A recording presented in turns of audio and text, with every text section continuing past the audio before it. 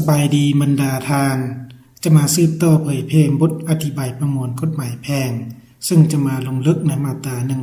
177ขั้นตอนการพิจารณาการหย่าร้างตามคำตัดสินของศาลเมื่อได้รับคำร้องฟ้องหรือคำร้องขอหย่าร้างแล้วศาลต้องศึกษาอบรมให้ผัวเมียคืนดีกันถ้าว่าพวกเกี่ยวบ่สมยอมคืนดีกันในทันใดก็ต้องให้เวลาไปคุ้นคิดภายในกำหนดเวลา3 เดือนภายหลังที่ผัวเมียหากได้คุ้นคิดและบ่ตกลงคืนดีกันแล้วศาลก็จะตัดสินให้ผัวเมียหย่าร้างกันถ้าหากมีสาเหตุใดเนื่องตามที่ได้กำหนดไว้ในมาตรา176ของประมวลกฎหมายฉบับนี้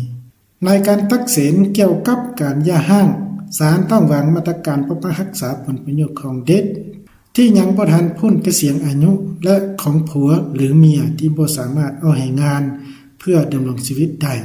ภายหลังที่ศาลได้ตัดสินหย่าร้างแล้วต้องสำเนาคำตัดสินที่ใส่ได้อย่างเด็ดขาด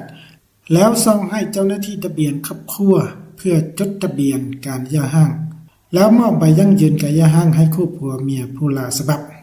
ตัวนี้ถือว่าเป็นเนื้อในของมาตรา177ที่ได้กำหนดเกี่ยวกับขั้นตอนการพิจารณาการหย่าร้างตามคำตัดสินของศาลนะและต่อมาจุดประสงค์ของมาตรานี้ก็เพื่อกำหนดเกี่ยวกับขั้นตอนของศาลในการพิจารณาการหย่าร้างตามคำตัดสินของศาลนะตัวนี้ถือว่าเป็นจุดประสงค์ของมาตรานี้และต่อมาตัวอย่างในวันที่10 กุมภาพันธ์ 2019ขอได้ห้องฟ้องกเพื่อขอหย่าร้างภายหลังศาลได้ค้นคว้าคำร้องแล้วในวันที่10 มีนาคม 2019ผู้พิพากษาข้อได้เรียกก็และขอศึกษาอบรมให้คืนดีการแต่ก็และขอบ่ยอมคืนดีการผู้พิพากษาข้อจึงให้เวลาก็และขอไปค้นคิดเป็นเวลา3 เดือนหลังจาก3 เดือนก็และขอได้มาแจ้งต่อศาลว่าพวกตนบ่สามารถคืนดีนำการได้แล้วขอให้ศาลพิจารณาตัดสินให้พวกตนหย่าร้างกันแต่ทั้งสองยังมีลูกอายุ6 ปีศาลจึงได้ตัดสินให้ลูกอยู่นำขอผู้เป็นแม่และให้ก็มีพันธะเลี้ยงดูจนพ้นเกษียณอายุถ้าขอบ่สามารถเอาให้งานเพื่อดำรงชีวิตได้ศาลก็ต้องได้ตัดสินให้ก็ส่งค่าเลี้ยงดูขอผู้เป็นเมียในแต่ละเดือนเป็นเวลา2 ปีศาลได้ลงคำตัดสินให้กและขอหย่าร้างกันในวันที่10 พฤษภาคม